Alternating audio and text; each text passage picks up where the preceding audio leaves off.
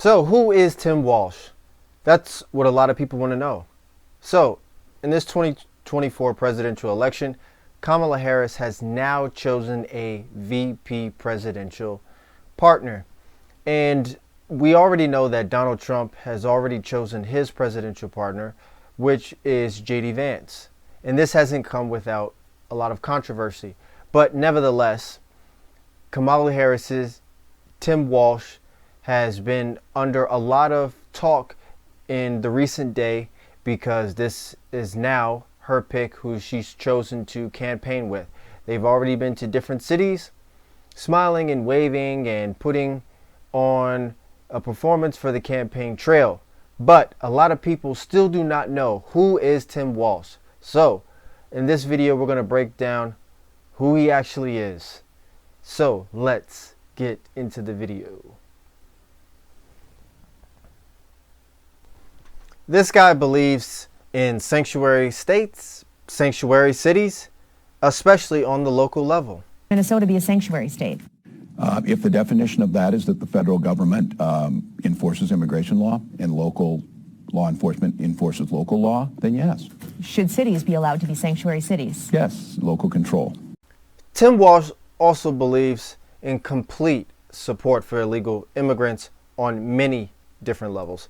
Some of those levels include allowing illegal immigrants, or illegal aliens as some people like to call them, to have driver's license when they don't meet the requirements to be allowed to have driver's license. It's done. A packed room at the St. Paul Armory erupted after the governor's signature made driver's license for all the law of the land. He has even said things that he would invest in a ladder company to help illegal immigrants to climb over the wall, no matter how high the border wall is. I think seeing a plan that's out there, talking about it with folks, knowing that he's not going to do anything. He talks about this wall. I always say, let me know how high it is. If it's 25 feet, then I'll invest in the 30-foot ladder factory. That's not how you stop this. So Tim Walz was the governor during the BLM Minneapolis, Minnesota riots. A lot of people have had some controversial things in regards to him because he spoke and did not handle the Minnesota situation properly. They were claiming that he did not deploy and or support the PD during that particular time when the police chief of Minneapolis called him specifically for help. This was at the heightened situation during the George Floyd death. And at that time, he was speaking significantly more about equity than he was the issue at hand. That does not put equity and inclusion at the center of it is certainly going to eventually come to the places where we're at. This is a moment of inflection. It's a moment of real change. It's a moment that those folks who are out there demanding this are not going to take a commission or a report. They're going to want fundamental change. And that is what I think, that's one of the exciting things in the midst of all this. You can feel a sense of optimism coming back. So JD Vance is Donald Trump's VP, and he had some words to say about Tim Walz, who is obviously Kamala Harris's VP choice of Minnesota. Here's what he had to say about him. NABJ conference, he was asked whether you'd be ready to assume the presidency on day one, and he responded by talking about how the vice president pick doesn't really impact the election outcome. Sure. Was that the response that you were hoping for from the former president? Well, what the president has said, and I agree with him, is that most people are voting at the top of the ticket. Now, Tim Walz is a crazy radical, of course. He allowed rioters to burn down Minneapolis, but most people are going to be voting for Kamala Harris or for Donald Trump. I think it was a common sense observation. He said it before I was the pick. He said it after I was the pick, and I think he's absolutely right. Now, I will say that on the vice presidential issue, it's interesting what Tim Walz says about Kamala Harris. Tim Walz is a person, again, who promoted rioters burning down the biggest city in his state.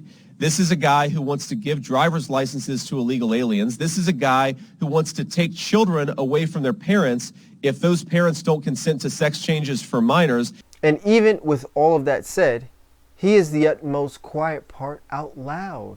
He's saying it. The saddest thing about the whole situation, as far as I'm concerned, and you've seen a glimpse of it in the previous video, but this is going to lay it out for you preeminently, because all that's just been said, at the end of the day, this will explain how the people actually feel. Momentum, and lucky for us, we have ways that we can measure some of that momentum, especially over the past few years. That's why I've got CNN political director David Chalian here with us to dive a little bit deeper into what we've got here. So can you just take us through the district where Governor Tim Walz served when he was in Congress? I will get there, but just before we get here, I just want to show you, this is a recent poll just out August 4th here, NPR PBS Marist poll about the opinion of Governor Walz. This is overall among Americans, okay? 71% have no opinion. That's how largely unknown Tim Walz is to the American people. That's going to change. That number is going to come down a lot over the next 92 days. What matters here is, what do these numbers look like in 92 days, right? So as he becomes more well-known, is it with a favorable impression or an unfavorable impression? And Omar. So this shows at the end of the day, when it comes to this particular situation, that people just don't care. 71% of people are showing that they do not have an opinion at all about Tim Walz.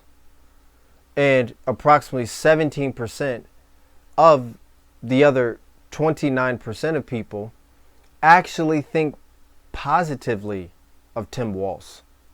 So the 17% and the 71% actually together make 88%, which actually shows that people either think positively of Tim Walz or don't have an opinion at all, which is incredibly concerning and extremely dangerous.